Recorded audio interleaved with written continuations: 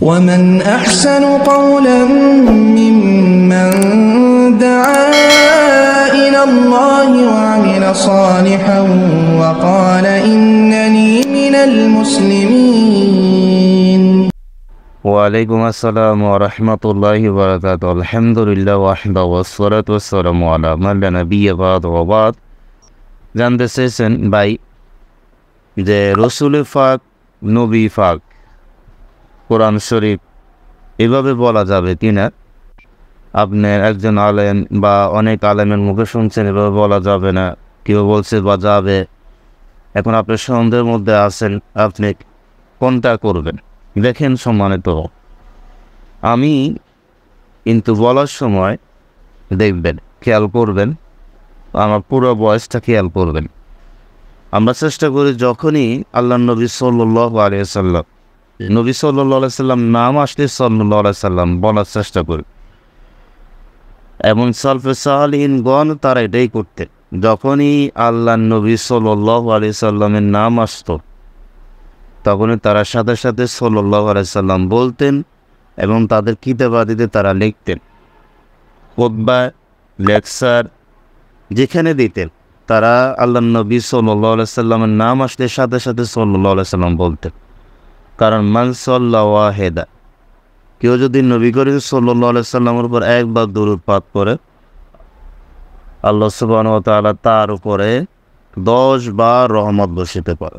অন্য বর্ণনা আছে যে 10টি গুনাহ তার মাফ করে দেওয়া হয়।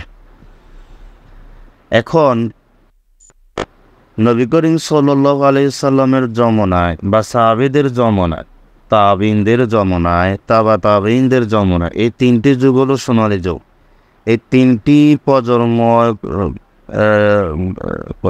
আপনার প্রজন্ময় আপনার তেমন আপনার শিরক বেদাত হয় না, পাপাচার মাথা চারা দেয় নাই।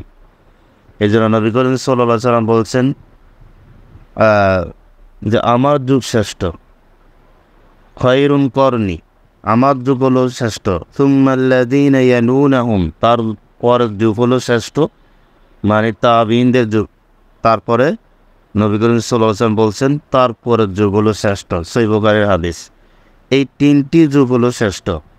এই সোনালী যুগে মানুষদের মুখে কখনো নবী পাক, রসুল পাক শোনা যায়নি, এর কোনো প্রমাণই নেই। বর্তমান যারা রসুল পাক, নবী পাক বলতেছে, তারা কি তাদের থেকে নবী করিম সাল্লাল্লাহু আলাইহি ওয়াসাল্লাম থেকে বেশি ভালোবাসছেন? নিঃসন্দেহে না। তারা কি আবু বকর, ওমর, উসমান, তারপরে আলী রাদিয়াল্লাহু আনহুম আজমাইন, তাদেরকে চেয়েও এরা বেশি নবী সাল্লাল্লাহু আলাইহি ওয়াসাল্লামকে ভালোবাসেছেন? কেউ বলতে পারবে যে আমি আবু বকর থেকেও নবী করিম সাল্লাল্লাহু আলাইহি ওয়াসাল্লামকে বেশি ভালোবাসি? তাহলে সে মিথ্যা দাবিদার। সাহাবীরা কখনো এভাবে কোনোভাবে, আবু হুরায়রা রাদিয়াল্লাহু আনহু তিনি 5000 হাদিস বর্ণনা করছেন, মা আয়েশা রাদিয়াল্লাহু আনহা 2000 হাদিস বর্ণনা করছেন, তারপরে ইবনে আব্বাস রাদিয়াল্লাহু আনহুমা তিনি হাদিস বর্ণনা করছেন। এরপরে অন্যান্য যে সাহাবীরা হাদিস বর্ণনা করছেন, তারা কখনো তাদের হাদিস বলার ক্ষেত্রে যখন তারা হাদিস বর্ণনা করছে, কখনো তারা বলছেন যে রসুল পাক বলছেন, নবী পাক বলছেন। কোনো প্রমাণ আছে? যারা বলে যে বলার জন্য, তাদের কাছে কোনো প্রমাণ আছে, দলিল আছে? যারা বলতেছে নবী পাক বলতে হবে, রসুল পাক বলতে হবে, তাহলে নবী সম্মান দেওয়া হলো, তাহলে সাহাবীরা কি নবী সাল্লাল্লাহু আলাইহি ওয়াসাল্লামকে সম্মান দেন নাই? নাউযুবিল্লাহ। হ্যাঁ, এই বন্ডদের কথা অনুযায়ী যদি হয়, এই বান্ত হুজুরদের কথা মতো যদি হয়, তারা কি সম্মান দেন নাই? তারা অবশ্যই সম্মান দিয়েছেন। তারা কিভাবে দিয়েছেন? সাথে সাথে সাল্লাল্লাহু আলাইহি ওয়াসাল্লাম বলতেন, তারা দুরূদ ও সালাম নবী করিম সাল্লাল্লাহু আলাইহি ওয়াসাল্লামের উপর আপনার করতেন। নবী করিম সাল্লাল্লাহু আলাইহি ওয়াসাল্লামের দুরূদ পেশ করতেন, সালামও পেশ করতেন। তারা যখনই রসুল পাক বলবেন, যখনই নবী পাক বলবেন, তখন আর সাল্লাল্লাহু আলাইহি ওয়াসাল্লাম মুখ দিয়ে আসবে না।